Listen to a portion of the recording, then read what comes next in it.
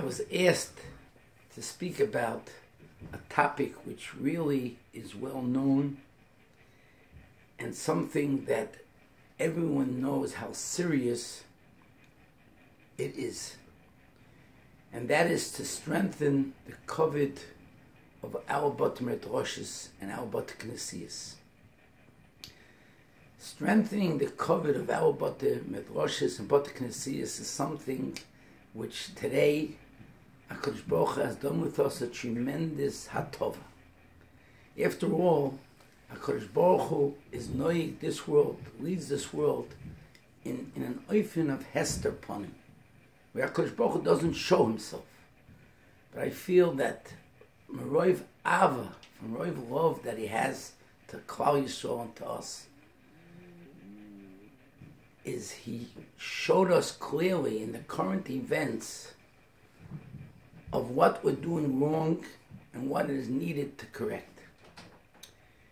The current events tells us that in the Mokem Hamikdash, the holiest of our Mekoimis, where there's Tefillah and Torah 24 hours a day, and yet in this Mokem of so much Torah and so much Tefillah and so much Tehillim,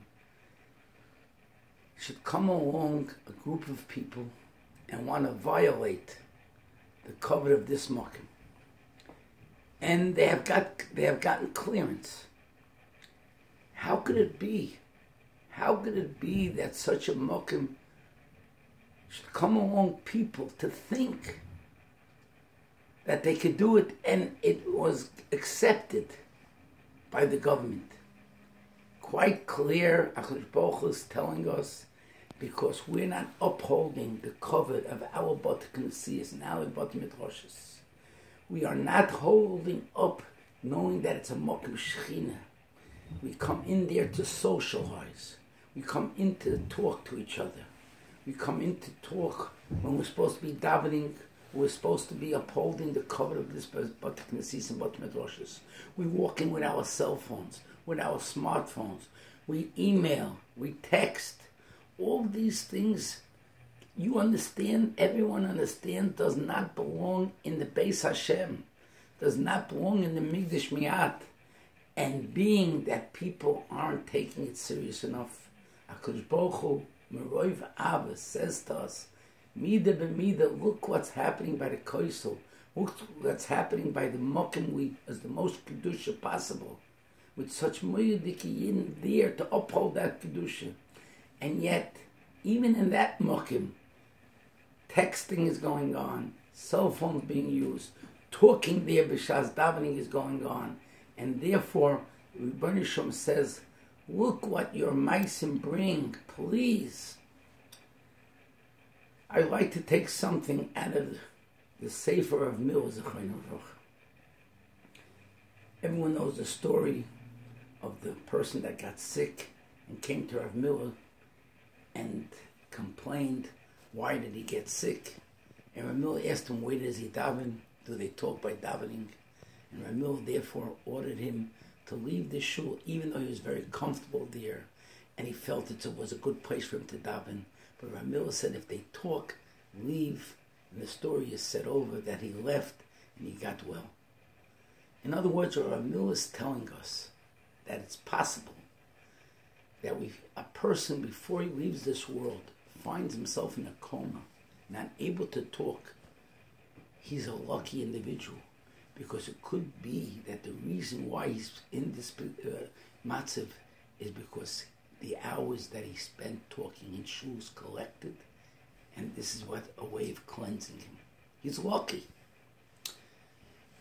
But let me get to something that I don't know anyone addressed yet, and that is, but what do I do? What do I do when I'm in shul and I feel there's something very important for me to say? I must say it. It's important. And the Yisroel comes to me and tells me it's a dvar mitzvah.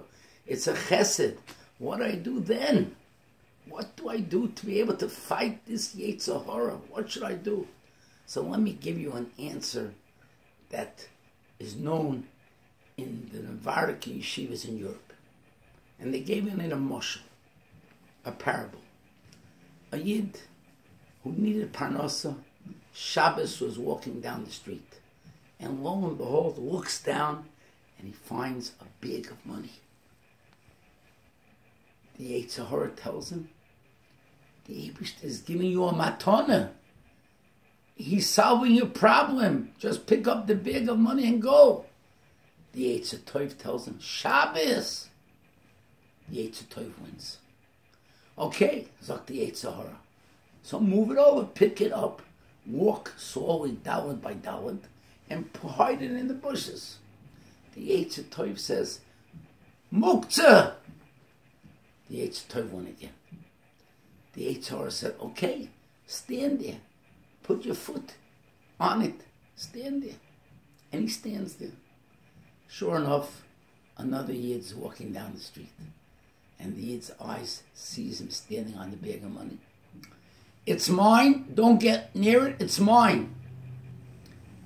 I'm not coming to take that money, he tells him. I just want to let you know that I just heard that the police are out looking for a bag of counterfeit money.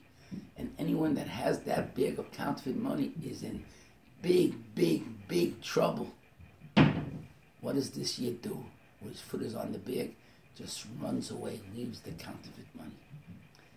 The way to fight this Yisroel is to know that what you want to tell your friend is counterfeit. What you think is important, it's counterfeit. What you want to say and feel that's kima mitzvah, it's counterfeit. By knowing that it's counterfeit and it's ma'aseh yetzer, I think it will help you to control yourself. And with controlling yourself in today's day and age is just like the Goyen writes in his letter to his mother and to his wife, that by holding yourself back from talking, you create a malach, which this malach is so huge, and this malach is for you.